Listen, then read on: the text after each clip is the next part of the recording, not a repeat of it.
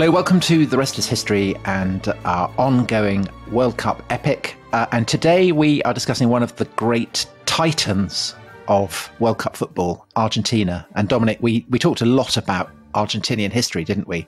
We did. In the context of Argentina's football pedigree when we did our World Cup episodes.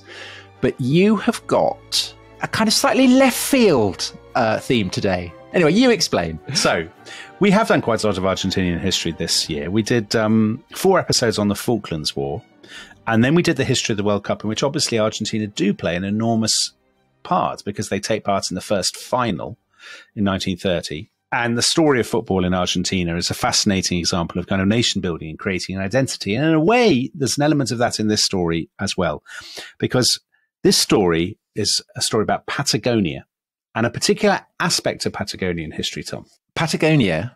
Yeah. The only thing I really know about Patagonia is that it is one of the great places for dinosaurs. It is. So they have Patagotitan, which is, I think, discovered very close to the area that you're going to be talking about today. I think, well, there's a place that I'm going to be talking about that has a dinosaur museum, and I was going to bring that up to please you, Tom, because I know you like these things. Oh, thank you. Thank you. I don't want people to say that I don't think about you when I make the notes for these episodes, because I really do. I'm very touched. Very touched. So Patagonia, for people who don't know, it's in the far south of Argentina and indeed of Chile. It's an area of about 400,000 square miles. This vast, I want to call it a wasteland, and that seems too harsh. It's a land of steppes and mountains and lakes and fjords. It's twice the size of Spain. So it's roughly the size of Spain and France put together, maybe a little bit smaller.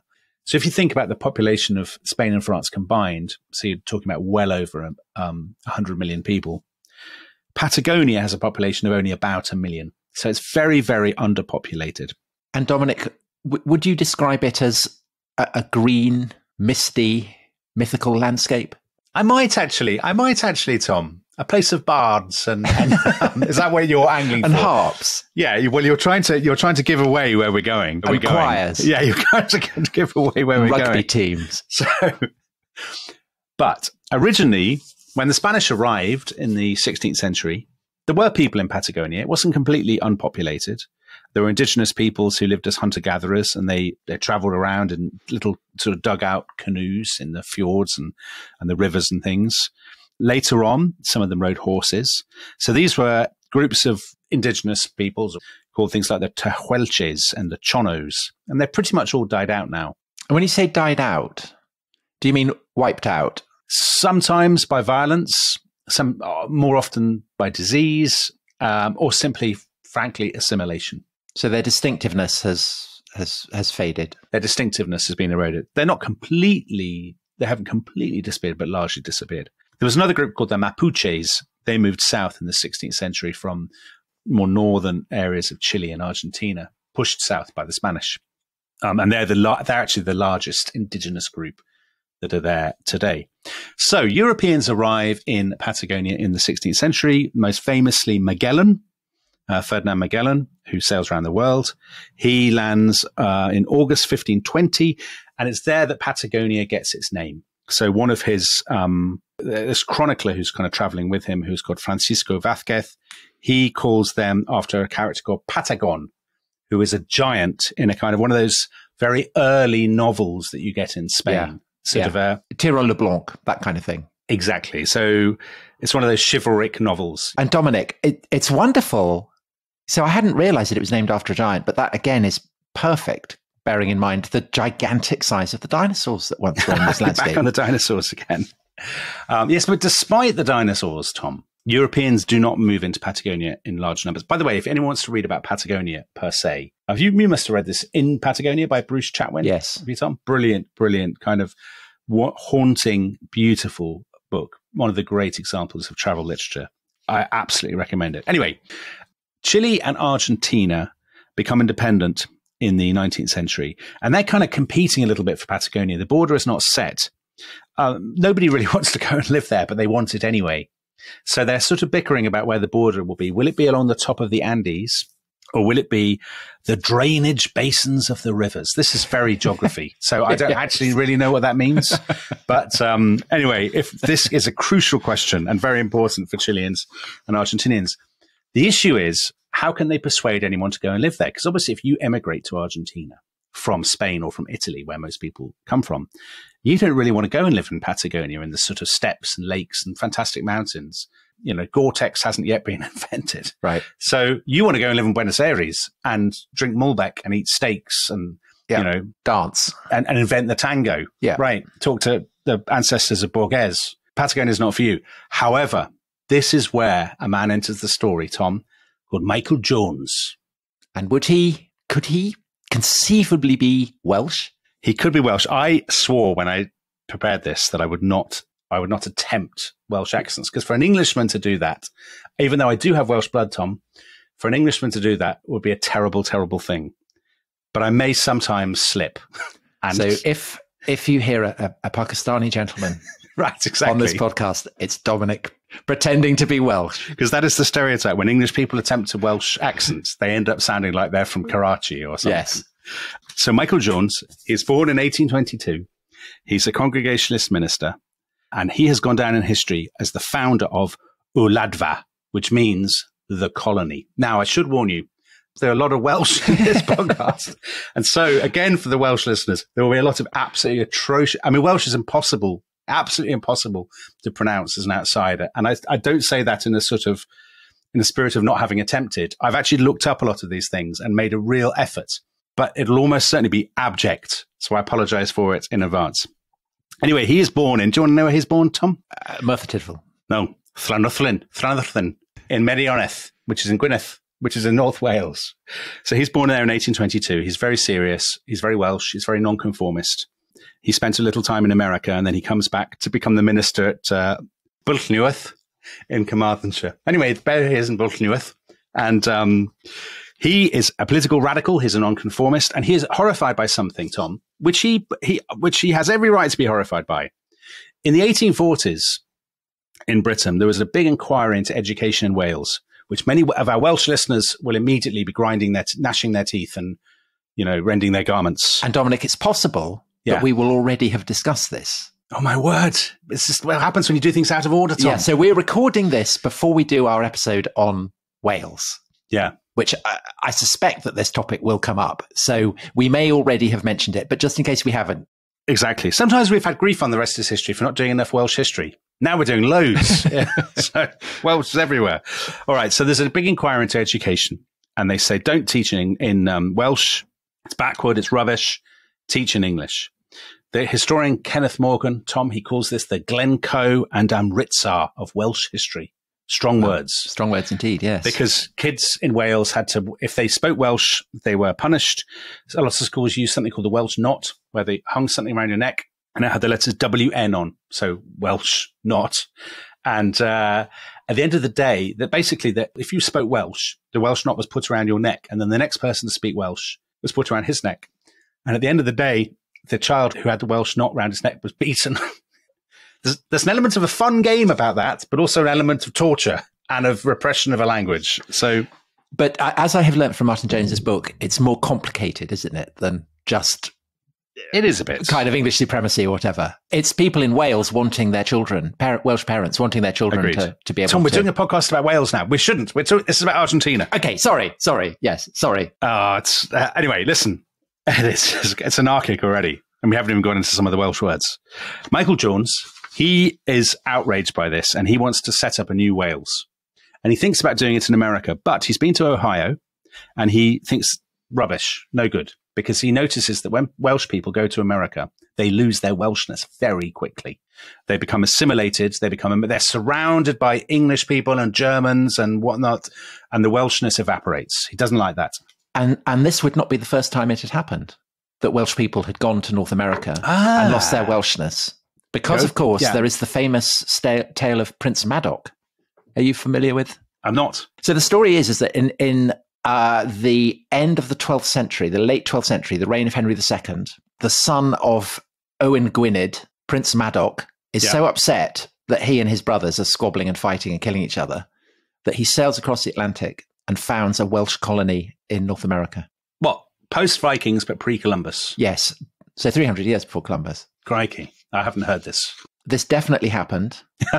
Only the evidence for it has been lost because the Welsh very rapidly got assimilated.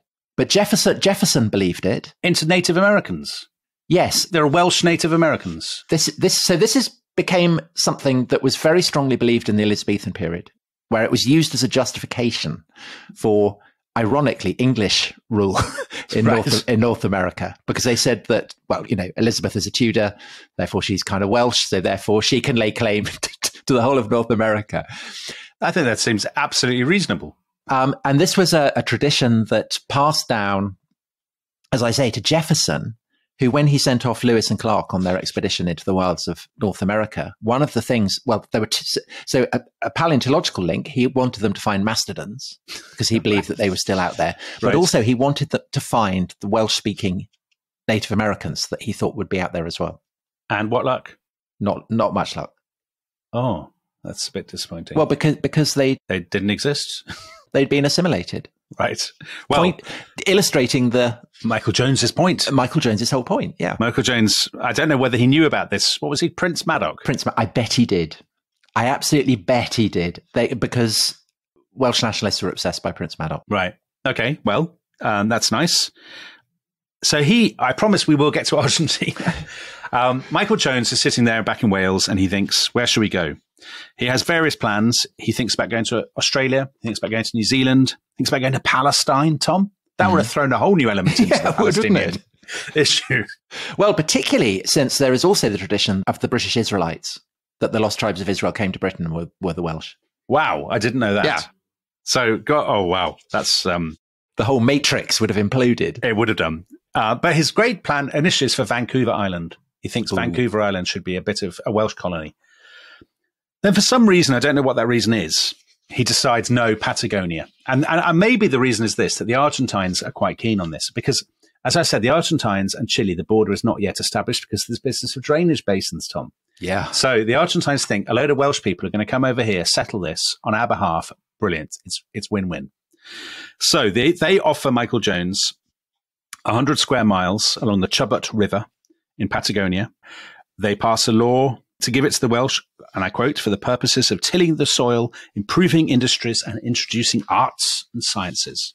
The Argentines call this land Bahia Blanca, the White Bay, but the Welsh call it Uladfa, the colony.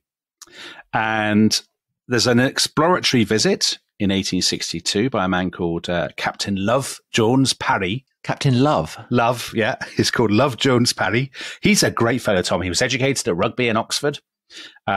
He's a future Liberal MP. Back in Britain? Yeah. Not in Argentina. Yeah. There was an Argentine MP called Captain Love Jones Parry. That would be brilliant. But there isn't. Yeah. He's very keen on Eisteddfod fods. And his bardic name is Elfin. Elfin? Elfin, yeah. Anyway, he sails off.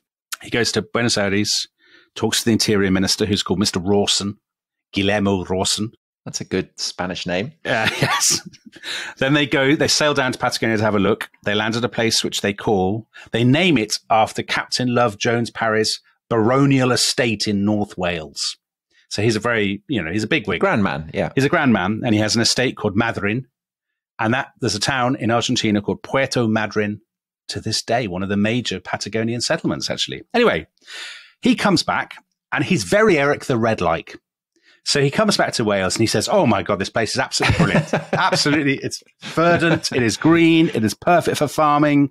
Nothing could possibly go wrong. This is the news that Michael Jones wanted to hear. Michael Jones, it may amaze you to know about nationalists, Tom. He's very keen on the colony, but he doesn't want to go himself. So he thinks other people should go. So 153 Welsh settlers embark on the tea clipper Mimosa. They pay £12 each. They assemble across Wales. Off they go. There are tailors, there are cobblers, there are carpenters, brickmakers and miners. Most of them actually, it seems, probably came from South Wales, the coalfields, or indeed from England, from English towns. But were Welsh speakers? Was it a requirement that they be Welsh speakers? Well, maybe quite a few of them Welsh speakers, I imagine.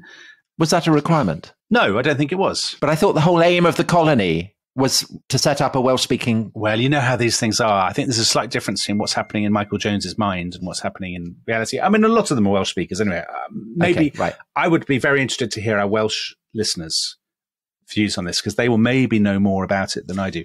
The trouble with this story, actually, it's like a lot of because we've chosen slightly offbeat stories for this World Cup marathon. The trouble is, at the time, the sources aren't actually that good, because, of course, it's not a story that's commanding the world's attention in when is it, 1865? It's the end of the American Civil War. So everybody's eyes are not on the Tea Clipper Mimosa sailing to Patagonia with fewer than 200 people. Now, the great issue is there aren't many farmers. That's a terrible oversight. Well, they're all poets. No, they're cobblers, brickmakers, miners. That's no good. So there are very few farmers, Tom. Anyway, they sail across the Atlantic, and in sight, at last, through the mists, they see the green coastline of Patagonia awaiting them. And what happens to those Welsh men and women, Tom, we will discover after the break. See you then.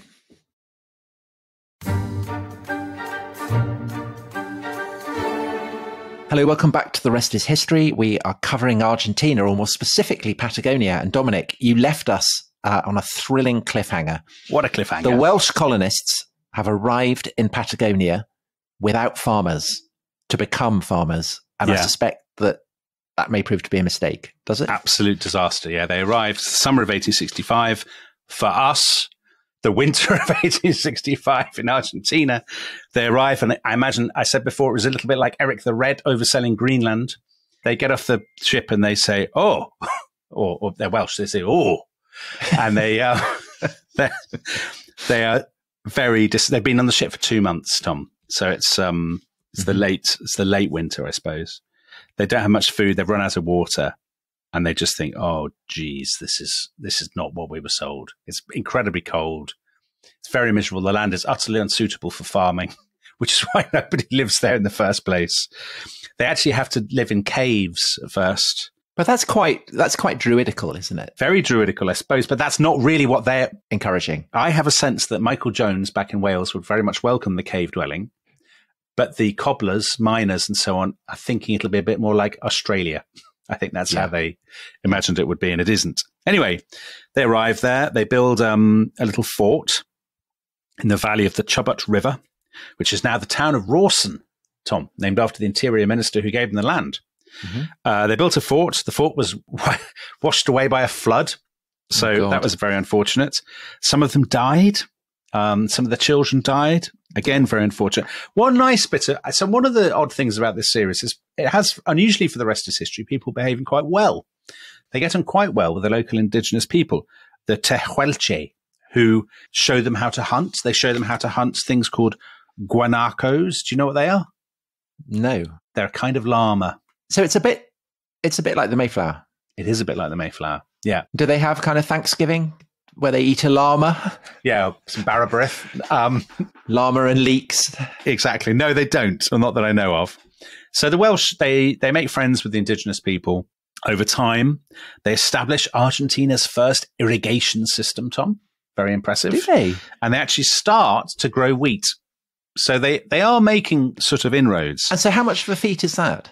I think it's a great feat. It's a great feat. Argentina's most fertile wheatlands, I read in an article about Patagonia. Right. So, I mean, I'm not an expert on wheat, Tom, or on farming, so don't probe too deeply. I suspected that would be the case. Okay, well, let's carry on. So lots of wheat. And that's the wheat. That's all good. More people come 10 years later. So there's a depression in Wales. Well, that's good, isn't it? I mean, that's a measure of how well it must be doing. So 500 people come. About 20 to 30 people come from New York, would you believe, to come and join them. So they're advertising. God, that must be quite a contrast. Well, New York to Patagonia. Yeah. Yeah. Gilded Age New York, the world of Henry James. Yeah. And Isabel Archer or whatever. That's Portraits of a Lady, isn't it? But anyway, the world of all that. And growing wheat. And they're growing wheat in Patagonia with some Welsh nationalists. Methodists. Yeah. Great. Brilliant. And presumably they're building chapels. They're building chapels. They have their own newspapers. One of the newspapers, Udrafod, the discussion, lasted until 1961, would you believe? Well done. It's very good. Do they have choirs? And they have choirs. Eisteddfods? They have all Eisteddfods. They have all that stuff. They have a railway. So there's a guy called Lewis Jones. He's the guy behind the newspaper. He is very keen to raise funds for a railway. This is the golden age, Tom, of railway building by the British in South America. And of course, people who listen to our World Cup podcasts will know that the first people to play football in Uruguay and Argentina were often people who worked on the railways. Well, Lewis Jones wants to build a railway. He's got permission from the Argentine government, but he can't raise much money. He goes to England, very miserable, but to Britain. He gets on a train from London to Bangor, and he's on the train with his daughter, Eluned, and they're talking in Spanish. And a passenger overhears them and says, it's very weird, people talking Spanish, Welsh accents. What's the story here?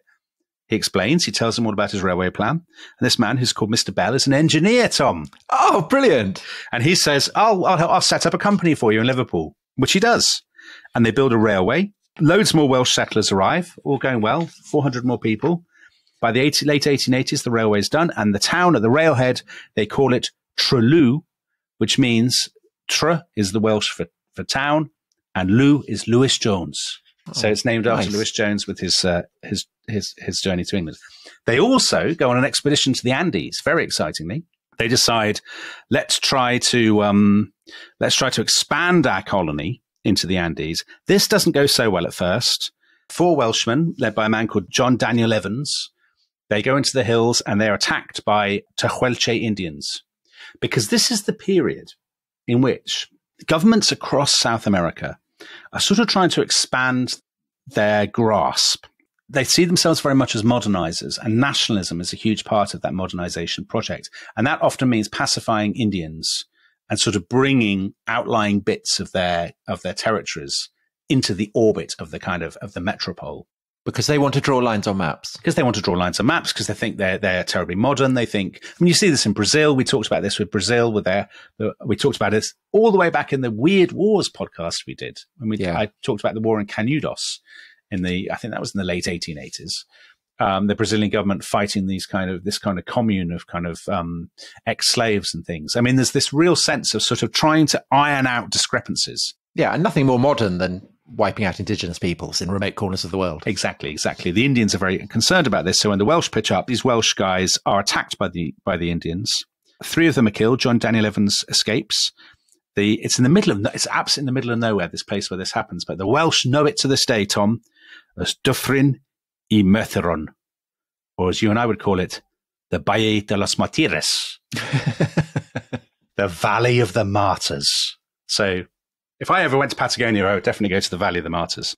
Is there anything to see there? No, nothing at all. You just go so you could say. Just how I've been there, and I'd say in both languages. They establish a new town. They call it Cwmhyfryd, because one of the Welshmen, when he came over the top of the hill, he looked down into the valley and he said, "Wel dina Cwmhyfryd," which means, well, that's a beautiful valley. Beautiful. So it's a beautiful valley. It's a beautiful valley. Lovely, yeah. So that's all lovely. And actually, this Welsh expansion is very good for the Argentines, because they have finally in 1902, the issue about where the line in Patagonia is going to be drawn is decided. And they and the Chileans decide that the British will arbitrate for them and where the line is drawn. And the British, surprise, surprise, they send sort of commissioners who talk to the Welsh people, and they say, we'll draw, Argentina can have what it wants. So the British draw a line on the map.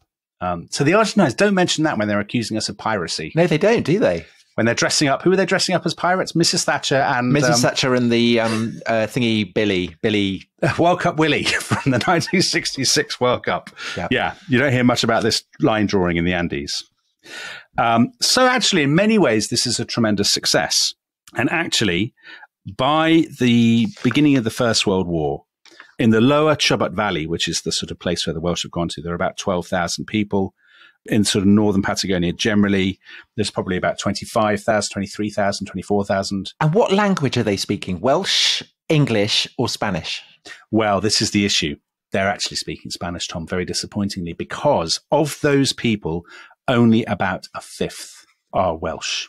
So more people have come to join them. And actually, Michael Jones's original vision of this Welsh sort of, this new Wales, where Welshness would be preserved in aspic, as it were, has already begun to be lost because more people have come. These people from New York, people from Italy, people from Spain, some people from Buenos Aires who think, oh yeah, I'll go farming in Patagonia. And so the sort of Welshness is already being eroded. Plus, Argentina is a young country. It's, not even a century old.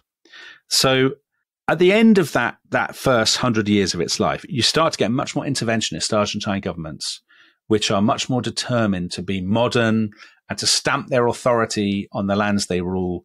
And one element of that, obviously, is they expect people to speak Spanish and to be Argentine. Yeah. So they start to move against the Welsh language. So as early as 1896, the Argentine government is insisting, stop teaching in Welsh in schools. You should be teaching in Spanish. And that only intensifies. But they're not using the Welsh not. The Welsh not. No, they're not. I don't know what they're doing. I mean, what happens, what you see basically after, let's say, the beginning of the First World War is, a couple of things. One, people have now completely stopped coming from Wales. So there were quite small numbers anyway. Actually, some Welsh historians say, if you add it all up, you're only talking about 4,000, 5,000 people who ever actually went from Wales. It was never a big mass phenomenon. So there's that. So people have stopped coming, but also, of course, Argentina itself is being transformed by massive immigration from Italy, but also that Argentine miracle of the late 19th, early 20th century, where, like Uruguay, which we talked about again in our Uruguay podcast and our first World Cup podcast, these countries in South America that seem like they're going to be the great, rich, progressive countries of the 20th century, there's a colossal depression in food prices with the First World War that goes on for decades. And that basically pulls the rug out from the Argentine economic miracle. And as a result of that, you have Argentine politics turning to much more kind of aggressive nationalistic populism. And that makes it much harder, obviously, for kind of complicated multiple identities to survive. Yeah. Plus, there's also the fact that the new generations maybe don't want to dress up as druids and have bardic ceremonies and things, that they have other things on their mind. So by the 1930s, you have an Argentine government that is much more ultra-Catholic, ultra-nationalist, ultra-Hispanic. So Welsh Methodism is not the thing. It's not the flavour of the month. So basically, Welshness is pushed out of public life completely. So as one historian puts it, Welsh becomes a language for the home and the chapel and the Eisteddfod, but not in public. So they'd actually have been better off staying in Britain if they wanted to. Although, Tom, this is a story with a happy-ish ending. Oh, good. Okay. Because, you've got a few thousand people really we're talking about. We'll come to the figures now at the end of the podcast. And they're still there. And there are still their sort of their chapels and their windmills and their tea houses, often because of the harshness of the weather and stuff, corrugated iron roofs and things like that. But in 1965, they have their centenary. And that's when you see the first little upsurge of interest from Britain. Because basically in Britain, everyone's completely forgotten they ever existed. You get a little upsurge of interest in Britain. People, they're a curiosity now. They're obviously not a threat to Argentine identity. They're just a curiosity. So you get people visiting. And then a real boost to them, I would say. I'd be interested to know what Welsh historians, specialists think about this. But it seems obvious to me, looking through the stories, it seems obvious to me that a huge boost for them was the devolution to Wales in the 1990s. Because then that really sort of boosts a sense of Welshness, and Welsh politicians and first ministers going out to celebrate. This is exactly what happened. So in 2001, the Welsh archdruid visited Patagonia, and the Welsh devolved government sends teachers to Patagonia to teach the Welsh language, which is really embattled. And then you start getting, so the BBC sent a report. It did a lovely report in 2001. Male choirs, the cheering of the winning bard, the dance of the flower maidens, the hushed conversations in the Welsh language. The sights and sounds of this Eisteddfod are familiar to anyone acquainted with the culture of Wales. But what makes this particular event special is that it's taking place 8,000 miles away. And you start to get loads and loads of stories like this. Great for travel writers, I can see. Exactly. There's a lovely story, another lovely story of 2014. A professor from Cardiff called Wyn James went to Patagonia, and he wrote an article. He said, it was like visiting a parallel universe. In the Chubut Valley, I found myself singing Welsh hymns, eating a Welsh tea, watching Welsh folk dancing, and witnessing the traditional ceremony of the chairing of the bard. So is there anything that's not Welsh that isn't Eisteddfods? I mean, are they playing rugby? I think their numbers are too small, really, to support a sort of rugby. But also, that's not uniquely Welsh, because, of course, they play rugby in Argentina. Yes, and that's kind of English. You see, a lot of people think of rugby as intrinsically Welsh, don't they? Because it's the Welsh national sport. But the rugby in Argentina is a product of the empire and the fact that late 19th century Argentina was stuffed full of English public school boys. Yeah. Like football, actually, or polo, indeed, or the gentlemen's clubs that you still see in Buenos Aires. So in 2015, the colony, Wladfa, celebrated its 150th anniversary, and the first minister of Wales, who was then Carwyn Jones, he went. I can't say the word Jones without slightly slipping into that kind of Karachi accent. Well, this is what comes of growing up in Shropshire, isn't it? It is, you see. It is, because Wales is very close. But of course, there is also cowering behind Offa's Dyke. There's the residual fear, Tom. It never goes away. They could strike at any moment. That's why it's important to build more castles. I think most people in Shropshire will agree with that. Sensible policies for a happier Shropshire. Yes. However, what's really interesting is that in the last couple of years, there were the first stirrings. I think they're still very much a minority taste of people thinking that it's time to decolonize the narrative of Welsh Patagonia. Right. On the Nation Cymru website, Tom, you'll find an article. It will amaze you to hear that this comes from academia. Dr. Ian Johnson, he says the Welsh people should confront the responsibility that the colonists arrived in an unfamiliar country and settled lands that were morally not theirs to settle. Yeah. The Welsh were settler colonists. They benefited from the support of the Argentine state and the inherent power dynamics of the relationship with the indigenous population. So, maybe it's time Michael Jones must fall, Tom. Yeah, evidently. I don't think that's a campaign that's going to get very far, quite frankly. And actually, if you want to read about that, I mean, a very elliptical way, a very strange appearance of Patagonia in Welsh culture are the series of books by a man called Malcolm Price. Have you ever read these books, Tom? They're novels. No. You're not a great novel reader. You read so much non-fiction, an intimidating amount of non-fiction, that you don't have time to read novels. I love a Dickens. Yeah, Dickens is your go-to, but not Malcolm Price. No. Have you read Malcolm Price? I don't know. Maybe. What did he write? He wrote Last Tango in Aberystwyth, Aberystwyth, Mon Amour, The Day Aberystwyth Stood Still. No. Is it about Aberystwyth? From Aberystwyth with Love. He wrote a whole series of books. A Tale of Two Aberystwyths? Oliver Aberystwyth? No, because it's Welsh noir. That's what he does. He writes Welsh noir. I heartily recommend these books. They're very, very funny. Okay. But they're set in a parallel Wales in which the Patagonian settlement turned into a much bigger deal than it did in reality. So each of the books is overshadowed, Tom, by the tragedy of the Patagonian War, or the Welsh Vietnam, as he calls it. Oh, I must read it. That's brilliant. So if you dig through the books, you have to sort of piece together the history. A war broke out in 1960 between the colonists and Spanish-speaking rebels, and thousands of young men volunteered from Wales to join the Welsh Foreign Legion, and they sailed across the Atlantic to help their Welsh brethren in Patagonia. And the war has left a terrible scar on the Welsh psyche in these stories, so that across West Wales on the dunes at night, you'll see groups of Patagonian veterans. Mourning, yeah. I tell you what it reminds me of is... and to show that I do read novels, Michael Chabon's Yiddish Policeman's Union. Yes. That's a good comparison. But all Welsh children in these books are taught about the Battle of Rio Carriog, which was a great victory for the Welsh, and the great Welsh war hero Zachariah Lovespoon, who won the Cross of Asaph for bombing. But actually, Tom, the truth is, so actually the decolonization narrative comes in. The Welsh behaved disgracefully in the war. It was a war crime. They bombed an orphanage. It was terrible. And Zachariah Lovespoon is a villain. He wasn't even Welsh. He was an Englishman whose real name was Arthur Frobisher. Oh, no. Oh, you're ruining it for me. Oh, what a twist. I've given it away. No. But the books are great.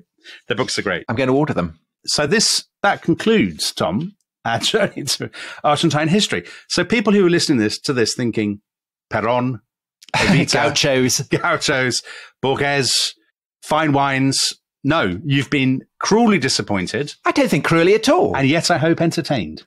Yeah. No, I think it's a wonderful surprise, and especially for our Welsh listeners. So if you go now to Patagonia, I mean, people do go. They go to Trelew or wherever, Rawson. They sort of go, and you can go and have tea in a little Welsh tea shop. And so there's about, estimates differ, but they're between 1,000 and 5,000 native Welsh speakers still there in Patagonia. They'll be cheering in the valleys of Patagonia. I mean, it's fair to say they won't be cheering for England at all. No, of course not. But they will certainly be cheering for Wales. And so on that note, Tom, I will read you the anthem of Welsh Patagonia, because they have, I won't sing it because I'm not exactly going to sing the Welsh national anthem. It's the same tune as Land of My Fathers, the wonderful Welsh anthem, so stirring. To my mind, actually, the most stirring of all national anthems, Tom.